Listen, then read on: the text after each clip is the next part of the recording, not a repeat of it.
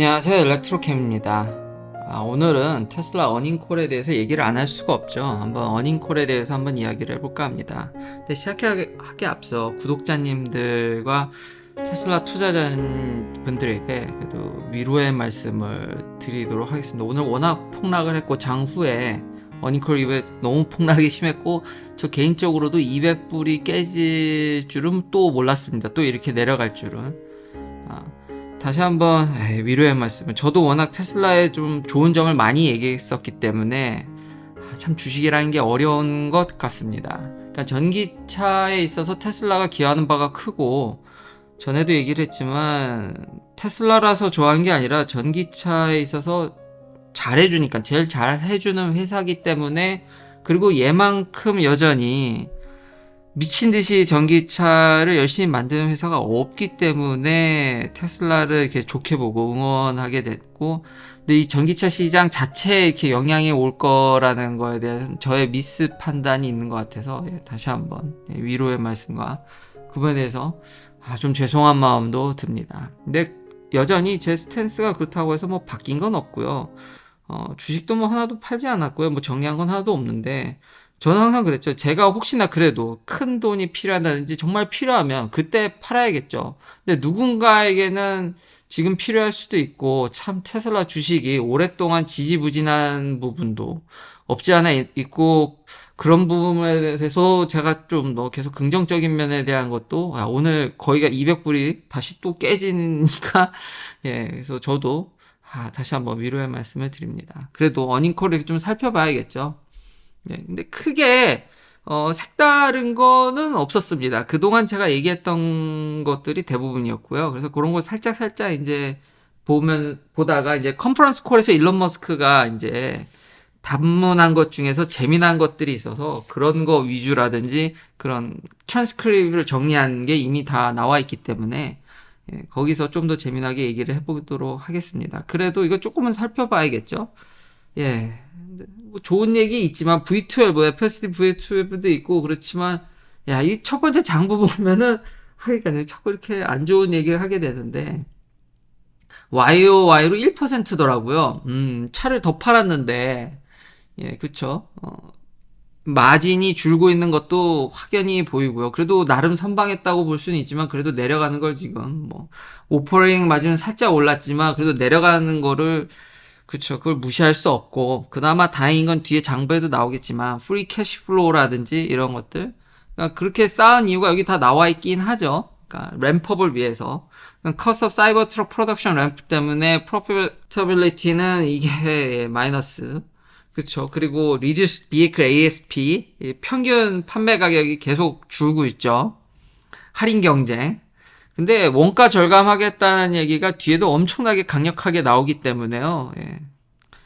지금 그런 추세로 가고 있고, 결국 이거랑 연관돼서 컨퍼런스 콜 얘기 보면 BYD를 뭐 얘기는 하진 않겠지만, 뭐 중국 회사들이, 아마 예전에 제가 이제 중국 배터리나 인산철, 원통형은 뭐 제가 이미 옛날부터, 그래도 요즘 보니까 한국도 그렇고 이제 유튜브에서도 중국에 대해서, 배터리에 대해서 굉장히 경각심을 갖는 얘기들이 많이 나와서 괜찮다고 생각합니다. 저는 옛날부터 그걸 얘기했다가 그때 참 비판을 많이 받았는데요. 지금도 그 배터리는 쉽지 않은데, 근데 전기차에 있어서는 제가 중국 차가 조금 아무래도 자율주행적인 측면이, 그때 당시는, 예전에는 몇 년 전이니까요. 근데 지금은 그 싼 차들로 일론 머스크가 직접, 그 중국 시장이 정말 큰 시장이고 테슬라한테도 경쟁이 치열하다는 것을 이미 본인이 얘기할 정도니까요. 그 가격, 저가 경쟁, 그건 무시할 수 없는 것 같습니다. 그래도 좋은 면은 베스트셀링 카고 모델 Y가 그로스라든지 비이클 딜리버리 그로스라든지, 그 모델 2 얘기도 했죠. 그러니까 앞으로 저가형 차량도 만들어서 대비를 하기 때문에 딜리버리는 계속 꾸준히 어느 정도는 맞춰가지 않을까 싶습니다. 근데 lower FSD revenue recognition, 이것도 그렇죠. 이거 평균 가격 하락하고 레비뉴 떨어진 게, 그렇죠. FSD도 확실히 V12를 저도 기대하는데 더 성능을 완전 로보택시가 아니더라도 제한적이나마 진짜 제한된 자율주행을 보여줘야 되지 않을까라는 생각이 듭니다. 빨리 성능 향상을 더 해야겠죠. 투자자들의 눈높이보다 이번 뛰어넘는 게 안 나오면 계속해서 이 마진을 높게 유지하는 그래야지. 왜냐면 다른 빅테크 회사들이 참 마진이 높거든요. 테슬라한테서 그런 포텐셜이 보이는데 초반엔 그랬죠. 근데 그게 점점 깎이는 모습이 좀 보여서 그게 이번에 어닝 미스라든지 다 그게 반영이 돼서 주가가 지금 흐르고 있는 거겠죠. 캐시플로우나 이런 것도 이제 R&D 익스펜디처로 AI라든지 지금 사이버 트럭 램프업이라든지 그런 부분들에 이제 돈이 많이 투여가 되겠죠. 일론 머스크도 계속 얘기하는 게 정말 어드밴스드 팩토리다. 전 세계 최고의 어드밴스드 팩토리라는 걸 계속 얘기하고 새로운 테크놀로지가 계속 투여되고 있기 때문에 그런 부분은 공학도로서 참 매력적인 부분이죠. 근데 주식가 좀 따로 떼서 그 미안한 마음에 자꾸 중간에 이런 얘기가 나오네요. 주식가 너무 이렇게 따로 떼서 얘기하기는 아주 관련이 없다고 할 수는 없었기 때문에 솔라 디플로이 요거는 아픈 손가락이라고 계속 얘기하는데 뭐 여전히 아프죠. 이거는 근데 스토리지 디플로이는 좋습니다. 조금 둔화된 것 같은데 이건 폭발적으로 보일 거라고 제가 계속 얘기를 했고 꾸준히 이 정도면은 좀 나쁘다고 생각하지 않고 근데 슈퍼차저도 여전히 나쁘지 않게 깔고 있거든요. 이 회사만 이렇게 하고 있습니다 지금. 그러니까 얘를 응원할 수밖에 없는데 근데 이것도 숫자가 조금 줄었죠. 그러니까요. 오늘 기조가 좀 즐겁게 해야 되는데 주식 영향도 있고 요 숫자도 이렇게 조금 줄어 보이는지 그 영향을 무시를 못하는 것 같습니다. 그래도 이렇게 인프라스트럭처를 공격적으로 이렇게 해주는 회사가 얘밖에 없습니다. 자 여기 이제 또 다른 설명도 이미 캐패시티는 뭐 200만 대가 넘었죠. 대충 계산해봐도 정말 공격적인 확장을 하고 있고요. 그리고 프레먼트 팩토리에 대한 이제 팀에 대한 감사함, 양산이라든지 물론 다른 팩토리들도 진짜 양산을 잘하고 있고 기가 상하에는 뭐 이제 100만 대는 그 가뿐히 넘을 정도니까요. 모델 2나 이런 것들을 고려하면 더 양산이 더 돼야겠죠. 진짜 나중에는 이런 식으로 가다가는 하드웨어 마진은 없고 소프트웨어. 근데 이미 장부에도 약간 그런 모습이 보였죠. 서비스 앤 어더 레비뉴가 이제 증가하는 모습이니까 약간 그런 모습들이 계속 보여지는 거는 맞는 것 같습니다. 약간 그런 느낌인데 그런 식으로 가지 않을까. 워낙 중국과 저가 경쟁이 심하니까요. 그리고 사람들이 전기차에 있어서 그 허들을 여전히 가격으로 생각을 하니까요. 이 정도인 것 같습니다. 그 외에는 이제 컨퍼런스 콜 질문지에서 나온 거 그리고 다시 한번 Artificial Intelligence FSV12 이게 진짜 중요해진 것 같습니다. 물론 사이버 트럭 램프업도 중요한데요.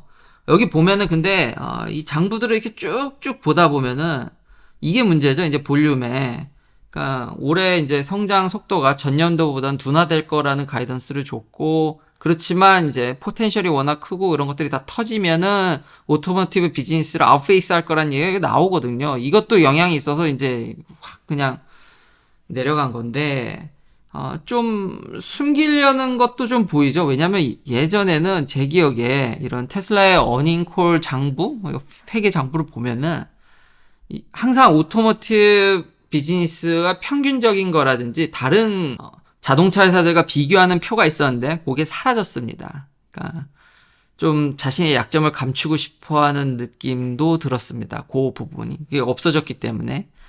그런 게 좀 느껴져서 밝게 해야 되는데 이미 그런 게 자꾸 읽혀지니까 읽으면서 자꾸 그런 게 느껴지니까 자꾸 좀 다운이 되네요.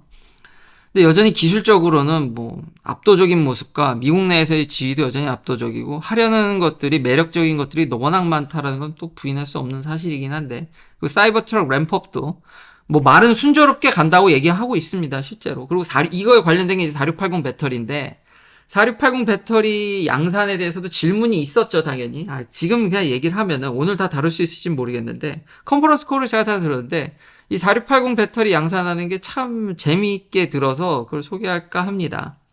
그래서 S커브라는 게 나오거든요. 양산. 다 아시겠죠, S커브. 뭐 CEO나 그 담당 임원도 그 S커브를 예, 그게 뭐 해봐야 아는 거죠. 그러니까 꼴을 그냥 얘기하는 거라고 얘기하는 겁니다. 그러니까 CEO나 담당 임원진도 맞추기가 어렵고, 저도 뭐 회사에 있어서 그 양산이라는 게 참 미리 알면 참 좋은데 될지 안 될지 그걸 미리 참 가늠하기가 어렵네요, 진짜. 예, 쉬운 일도 아니고. 그래서 꼴을 얘기하는 건데 4680 양산에 대해서 굉장히 밝게 얘기했습니다.